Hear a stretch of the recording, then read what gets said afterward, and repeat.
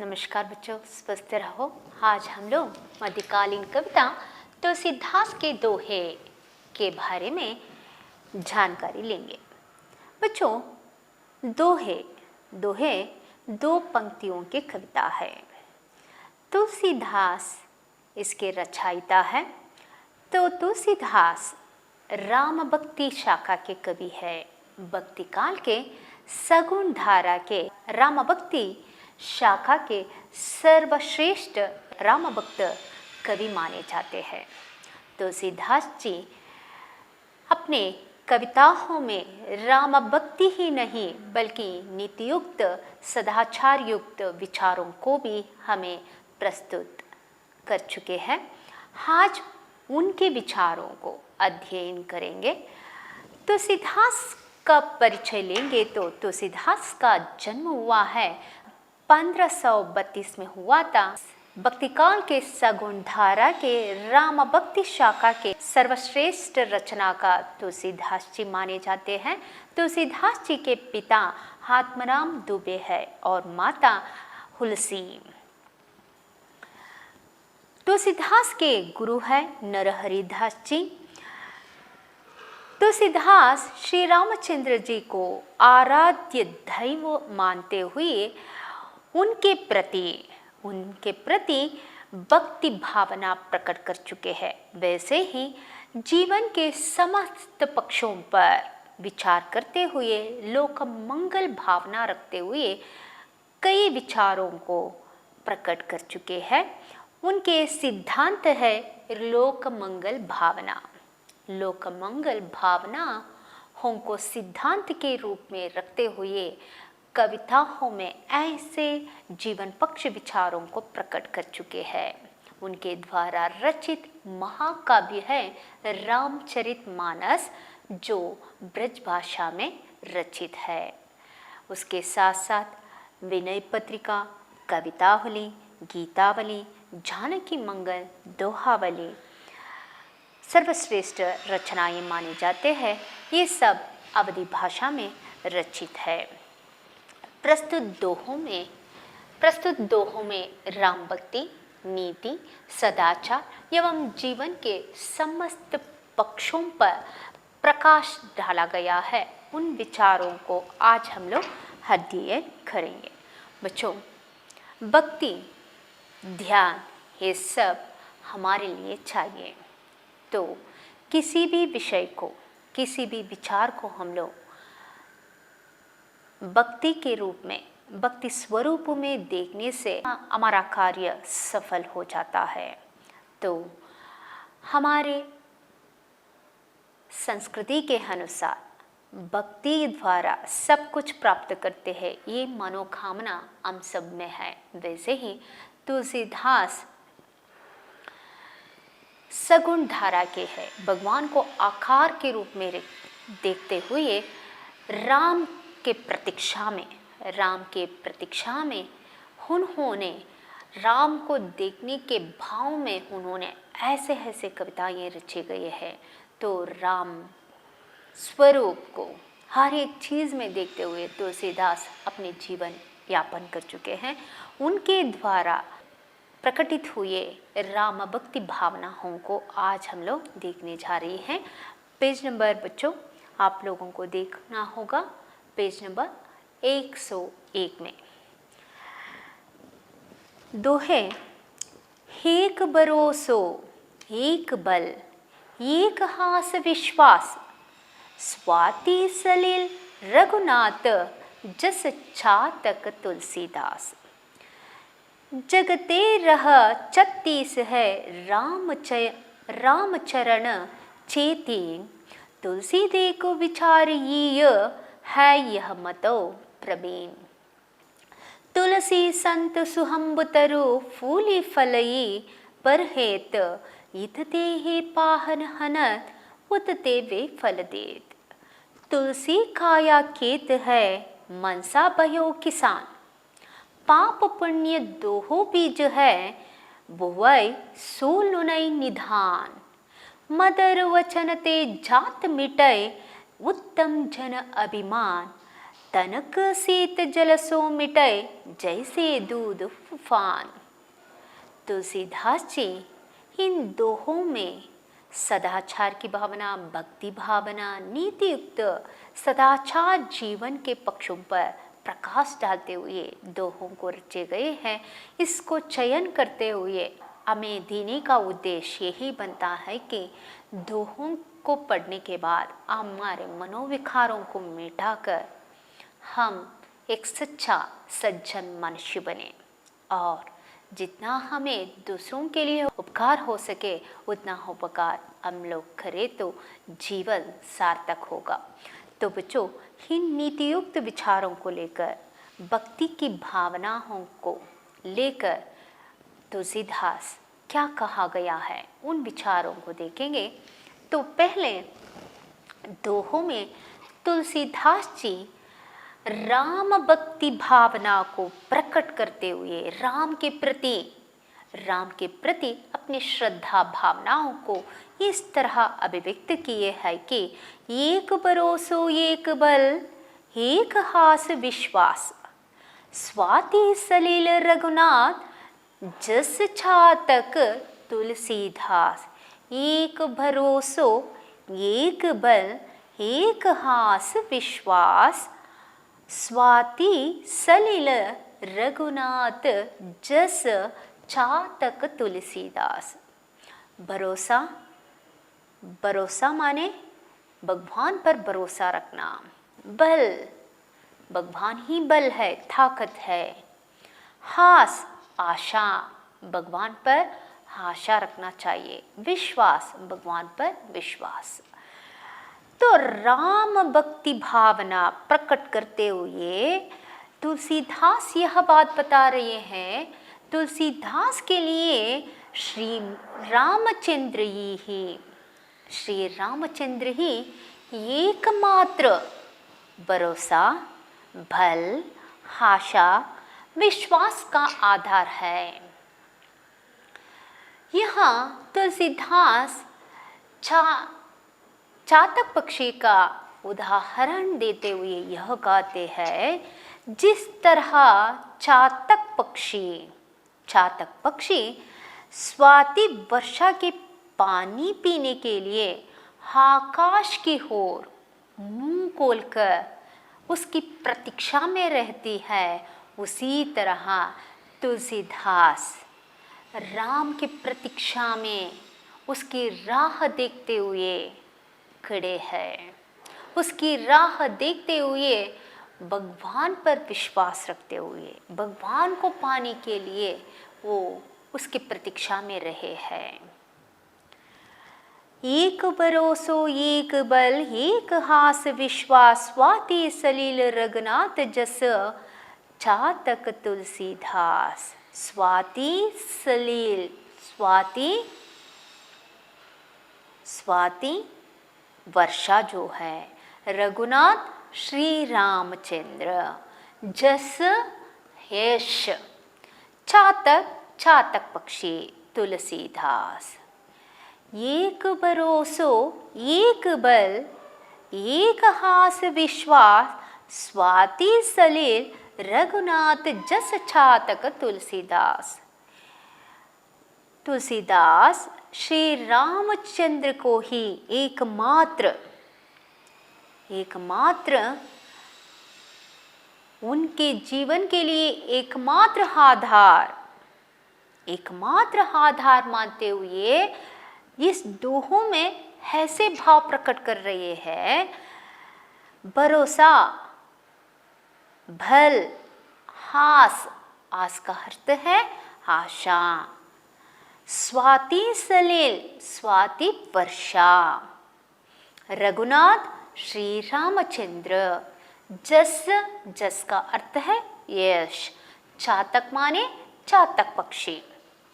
तुलसीदास इस दोहे में यह बता रहे हैं, राम भक्ति भावना को प्रकट करते हुए कह रहे हैं, तुलसीदास के जीवन में एकमात्र ही श्री रामचंद्र है। उसके जीवन का आधार एकमात्र श्री रामचंद्र जी है।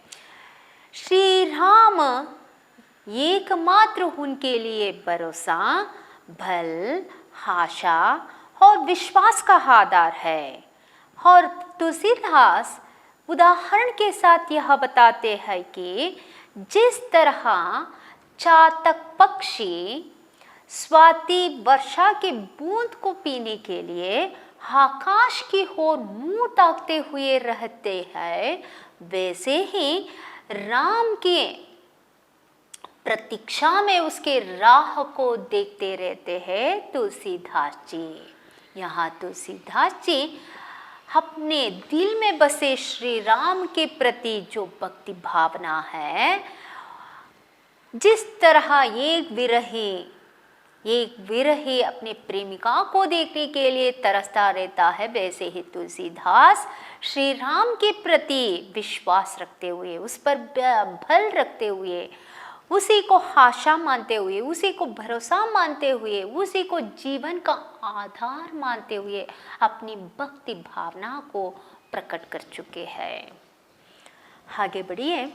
दूसरा दोहे में जगते रहा 36 है, राम चरण चेतीन, तुलसी दे को विचारिए है, यह मतौ प्रवीण। यहाँ 6 और 3 अंक को हम लोग बच्चों इस तरह लिखते हैं, यह 6 है और यह 3 है। 6 और 3 दोनों एक दूसरे के आमने सामने जिस तरह मुंह देखते रहते हैं, वैसे ही राम पर हमें विश्वास रख के रहना चाहिए। एक भक्त और भगवान आमने सामने मुख रख के जिस तरह देखते रहते हैं, वैसे राम के चरण को हमें देखते रहना चाहिए। यानी राम को मानना चाहिए और राम पर विश्वास रखना चाहिए। हाँ, अगर ना रहे तो संसार को देखना चाहिए। जीवन यापन करने के लिए हमें क्या चाहिए? जीवन यापन करने के लिए हमें नहीं तो भगवान पर विश्वास रखना चाहिए, नहीं तो संसार के विचारों को मानना चाहिए। इसलिए तुलसीदास इस दोहे में यह प्रकट कर रही है। राम भक्त तुलसीदास का कहना है, जगते रहा 36 है, राम चरण चेतीन, तुलसी दे को विचार है, यह मतौ प्रवीण। एक कहावत है, लोगों के साथ 36 या 6 3 रिश्ता रखो, नहीं तो राम के चरणों को देखो। लोगों के साथ 36 या 3 या 6 रिश्ता रखो, यानी पूरी दुनिया के संबंध, दुनिया के साथ हम लोग रिश्ता बना के नहीं रख सकते। 3 या 6 के साथ रिश्ता रखना जरूरी होते हैं। वैसे ही भगवान के कई रूप है, लेकिन हमें एक रूप पर विश्वास रख के उसको मानते हुए हमें जीवन यापन करना चाहिए। तो तुलसीदास का मत यह है कि जगते यह 36, संसार में जग का अर्थ है संसार, 36 का मतलब है संख्या। रामचरण चेतीन, रामचरण 6 या 3 होते हैं। तुलसी यहाँ हृदय से यह मत प्रकट करते हैं, अपने विचार को हृदय से इस तरह प्रकट कर रहे हैं, जिस तरह कहावत के अनुसार लोगों के साथ 36 या 3 या 6 रिश्ता रखो, नहीं तो राम चरण देखो।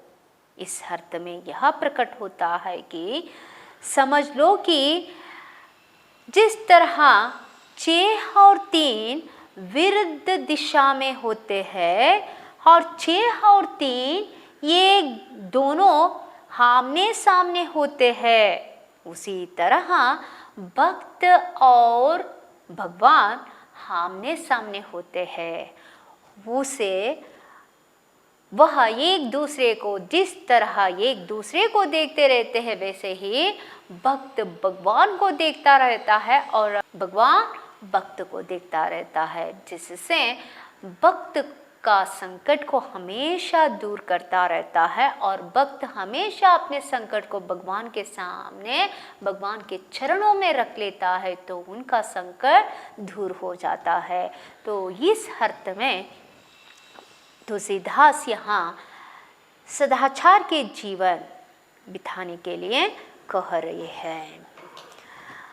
आगे तुलसीदास सज्जन लोगों के और संत लोगों के बारे में यहाँ बताते हैं कि संत लोग माने कैसी होनी चाहिए, संत कैसे होते हैं, दूसरों के हित के लिए, दूसरों के परोपकार के लिए संत लोग कैसे होते हैं, उसे तुलसीदास अपने दोहे में इस तरह प्रकट करते हैं। तुलसी संत सुहंब तरु फूल फलाई परहेत। तुलसीदास यहाँ बता रहे हैं संत साधु, सुहंब तरु, सुहम सुंदर आम वृक्ष की तरह, फूली फूल, फल ही फल, परहेत परोपकार हेत, दूसरों के हित हेतु, इतते ये, इतते इससे, हे पाहन, पाहन पत्थर, हनत इस तरफ से पत्थर मारते हैं तो उतते उससे फल ही देता है। तो तुलसीदास यहाँ बता रहे हैं तुलसी संत सुहंब तर फूल फलाई परहेत, हितते हे पाहन हनत उतते वे फल देत। तुलसी इस दोहों में संत का स्वभाव के बारे में इस तरह बता रही है। संत का स्वभाव सुंदर आम वृक्ष की तरह होते हैं, उनके हृदय में भेदभाव नहीं होता, ना ही उसमें अमीर गरीब का भेद।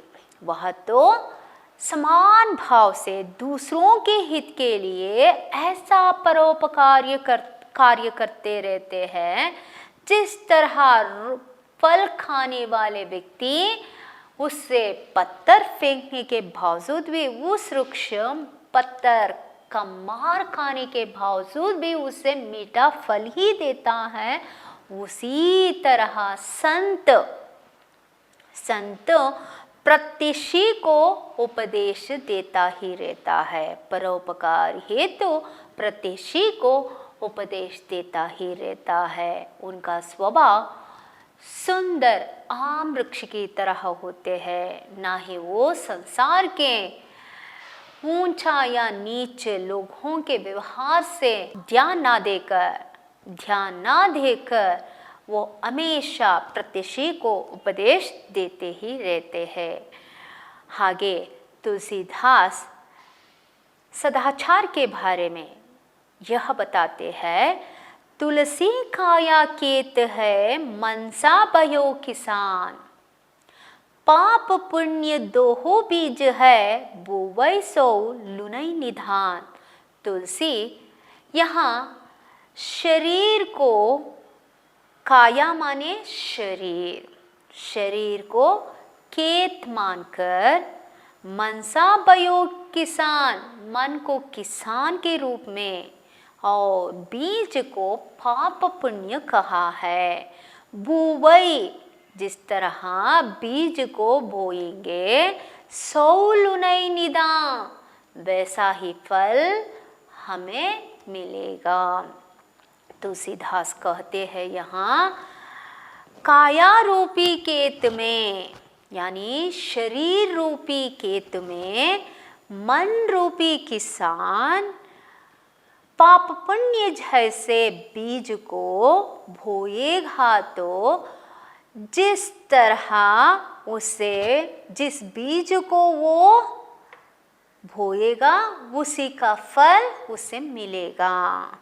इसलिए कबीरदास सदाचार होकर जीवन बिताने के लिए यहाँ उद्देशित करते हुए यह कहते हैं कि तुलसी काया केत है मनसा भयो किसान पाप पुण्य दो हो बीज है बुवई सो लुनई निदान। मनुष्य जिस तरह अपने जीवन में पाप का कार्य करता रहेगा वैसा ही वो पाप का फल ही वो भोगेगा।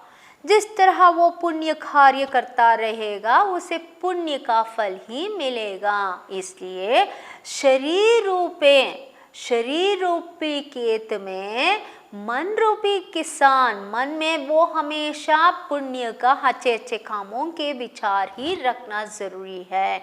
मन पर जिस तरह वो पाप या पुण्य का बीज बोएगा तो वैसा ही फल वो बोएगा। इसलिए सज्जन हमेशा बातों से ही मान लेता है तो नीच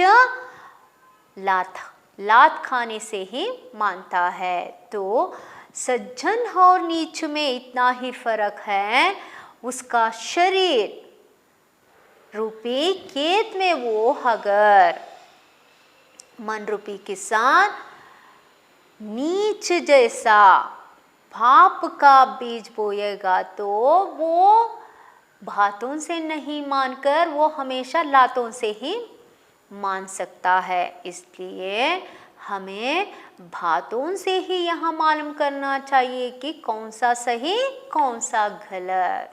तो सही काम में हमेशा हमारा लगन देना ज़रूरी होगा। तो सच्चे काम हमेशा सच्चा ही फल मीठा ही फल देता है। इसलिए ऐसा ही हमारे जीवन में पाप और पुण्य का बीज जैसा बोएंगे वैसे ही फल भी हमें प्राप्त होगा। तो अच्छे अच्छे कामों का अनुसरण करके अच्छे अच्छे फलों को प्राप्त कर लेना ज़रूरी होगा। इस तरह तुलसीदास इस दोहे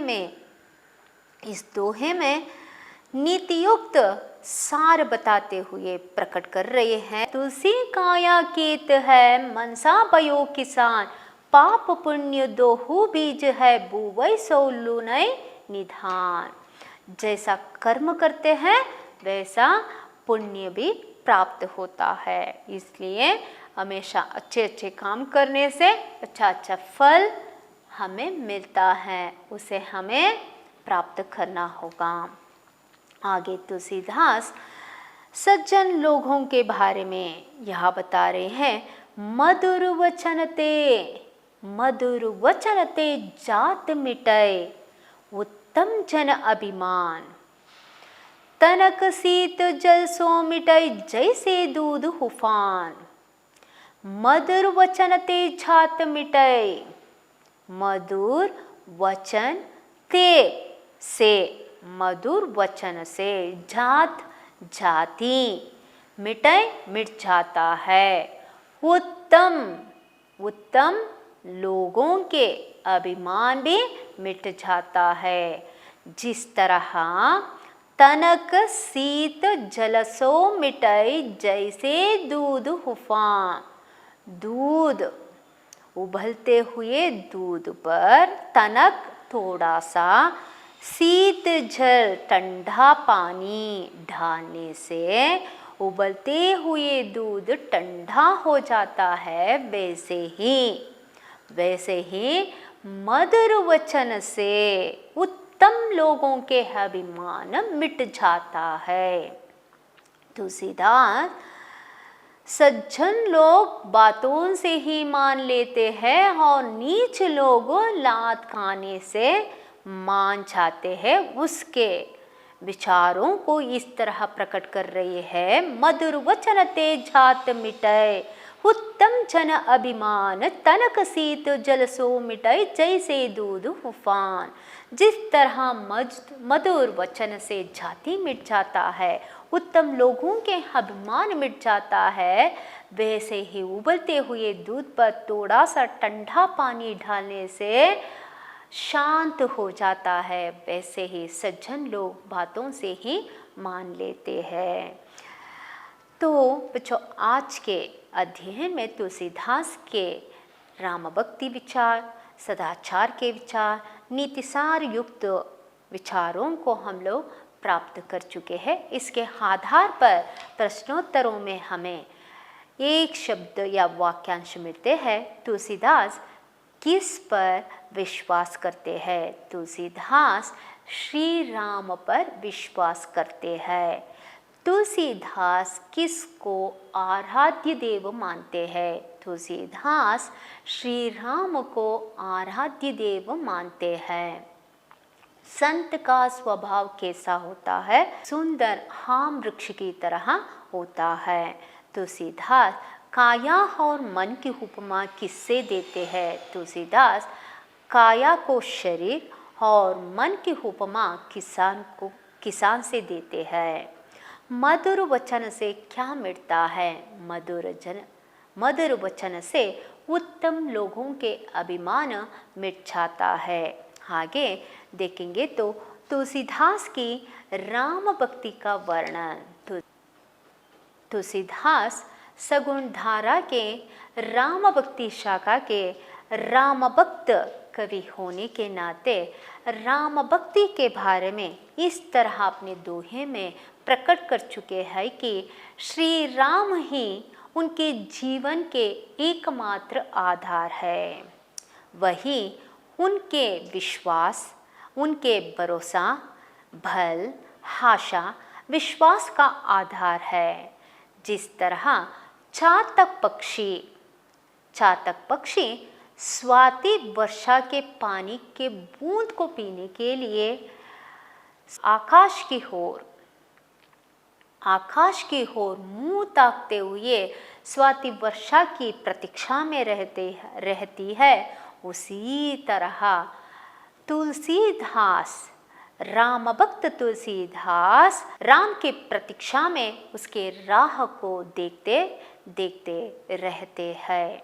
आगे देखेंगे तो तुलसीदास के अनुसार संत के स्वभाव का वर्णन कीजिए।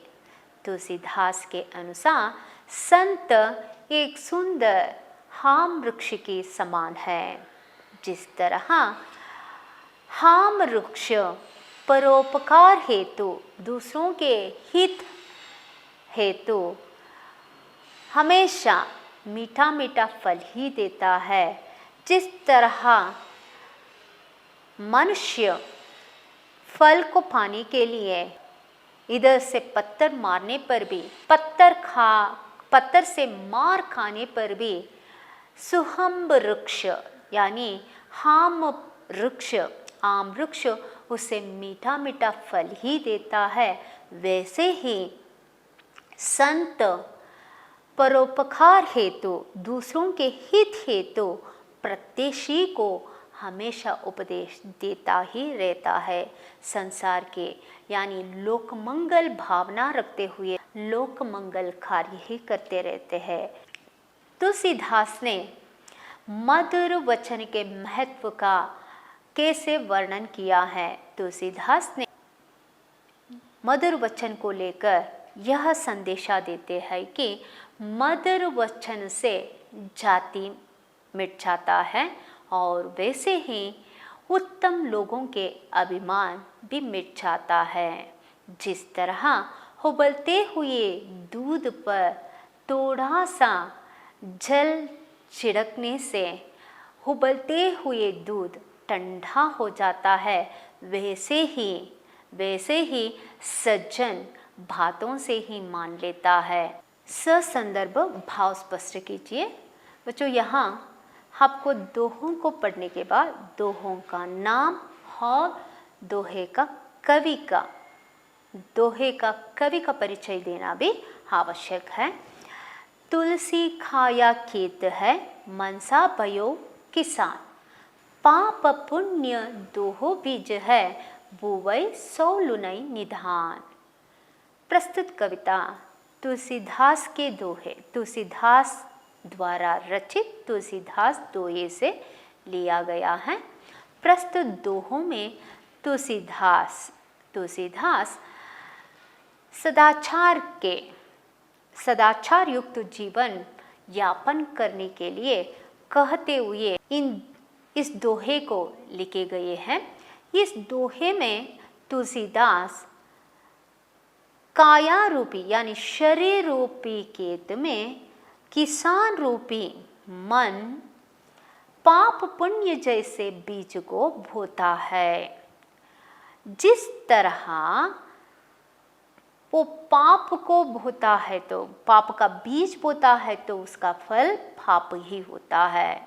अगर वो पुण्य का बीज बोएगा तो पुण्य ही प्राप्त होगा। जैसा कर्म वैसा फल मिलता है। इसलिए यहाँ तुलसीदास कहते हैं कि मन के सुंदरता और असुंदरता पर निर्भर होता है। मन में हमेशा अच्छे अच्छे विचार रहे तो उसका सोच और विचार भी अच्छा ही होता है और उसका फल भी अच्छा ही होता है। इसलिए मन के क्लेश को मिटाकर हमेशा साफ और शुद्ध मन को रखने से हमेशा भविष्य भी अच्छा ही दिखता है। विशेषता के रूप में यह देखते हैं कि मनुष्य के सहज और सुंदर जीवन यापन करने के लिए सदाचार का जीवन का अनुसरण करना आवश्यक है। तो इस तरह आज के संदर्भ में तुलसीदास के दोहों में हम लोग भक्ति, सदाचार और नीति युक्त विचारों को अध्ययन कर चुके हैं।